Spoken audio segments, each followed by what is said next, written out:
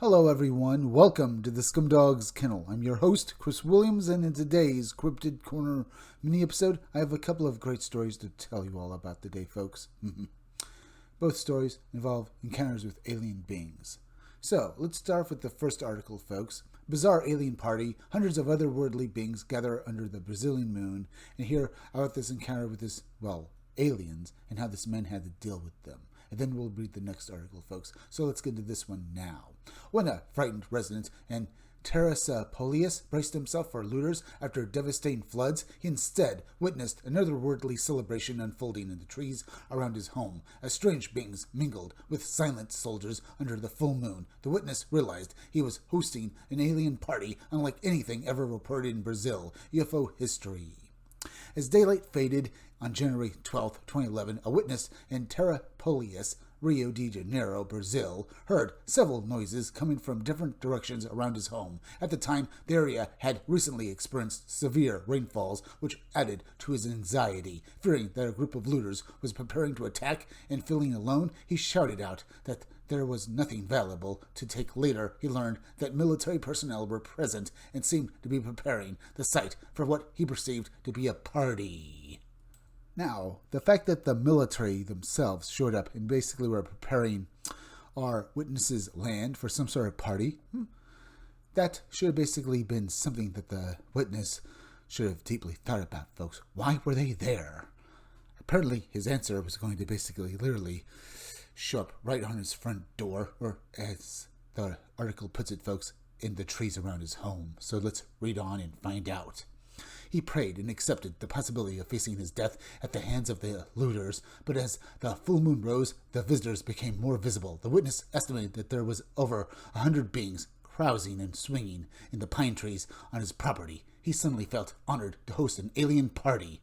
Most of the beings appeared to be human-like, but they varied in size and form. At one point, one of them descended in a bright ball of light, laying about 10 to 20 meters away from his kitchen window. This being stood upright in front of two men dressed in military uniforms. The witness guessed that they were trying to communicate through telepathy.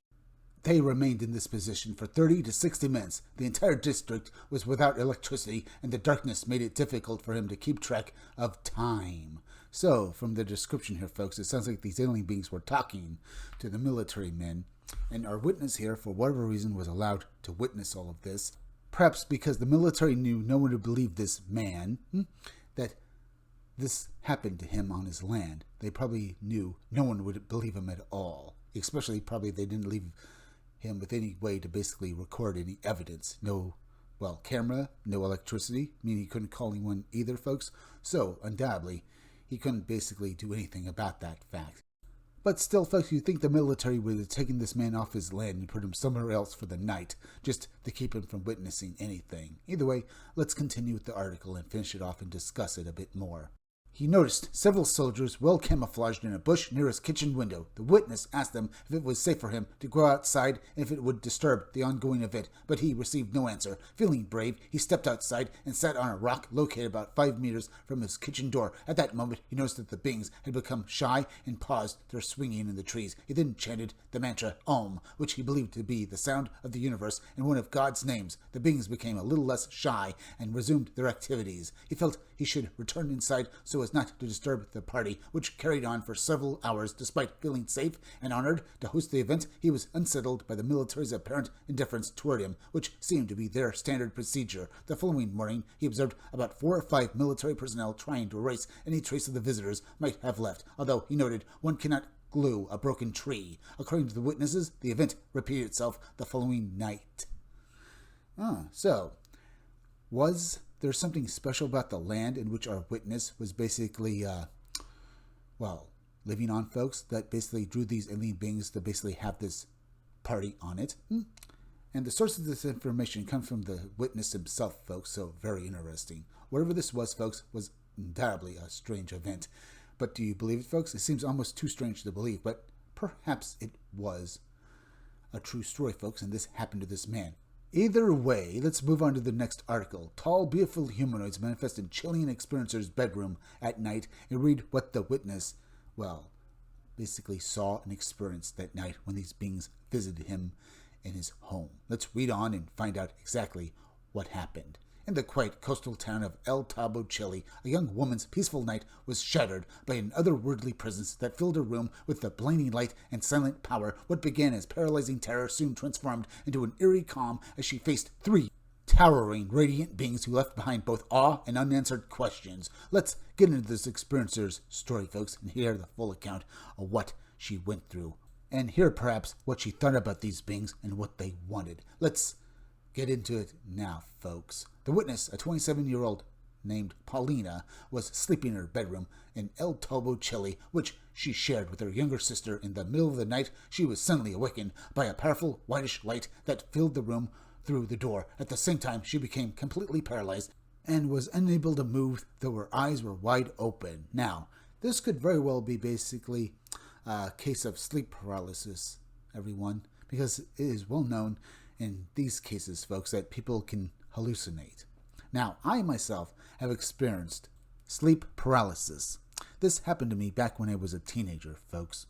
In this case, I woke up, I could look around, but I could not move. I didn't try basically talking because other people were sleeping, so I didn't basically realize maybe I couldn't even talk at that point. All I knew was I basically tried to basically move and I couldn't. It took great effort to do so, but eventually I was able to get out of bed and everything was back to normal. Either way, I can imagine how terrifying this could be, especially with hallucinations.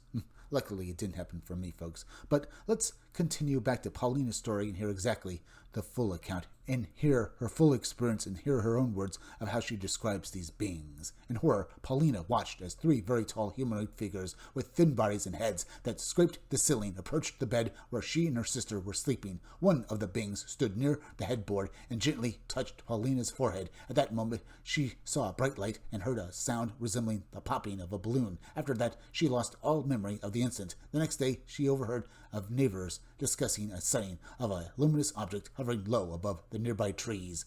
Paulina described the beings as exuding a strange beauty that surprisingly calmed her. Their bodies were covered in tight-fitting dark garments that appeared almost skin-like, devoid of seams or zippers. Their eyes were somewhat larger than those of humans, and their heads were completely devoid of hair. This encounter took place in February 2011 at approximately 2 o'clock a.m.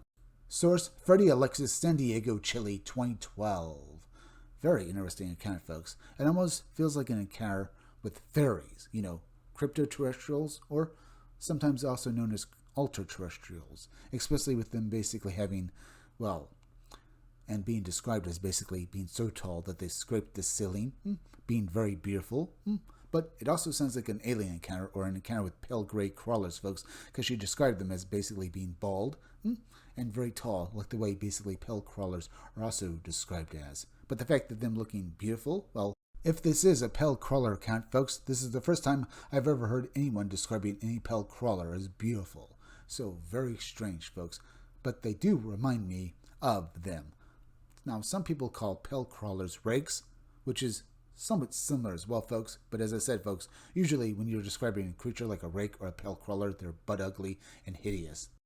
These beings, though, remind me of fairy lords, or, elves from Lord of the Rings, as well as basically descriptions of the Pleiadians from UFO lore as well, folks. These ethereal, beautiful beings is what I feel that Paulina was describing here. Now, it could be that maybe this was some sort of illusion put on for Paulina's benefit, that if she saw their true forms, she would have been frightened out of their wits. But why?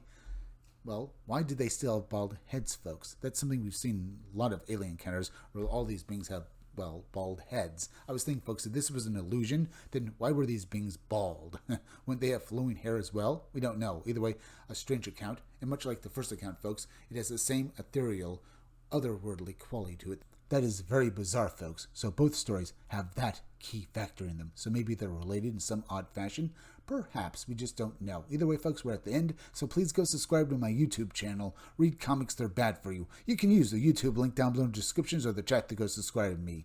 Hit that like button for me. Make sure you're still subscribed. Leave some comments down below. Hit that bell for notifications. Make sure to hit the part of the bell. That'll give you all future notifications. And please share this video out. I'm Chris Williams from the Scumdogs Kennel. Thank you all for joining me. I'll be back again tomorrow with another great video, so be sure to come back again then. Till next time, folks, I'll see you all again soon.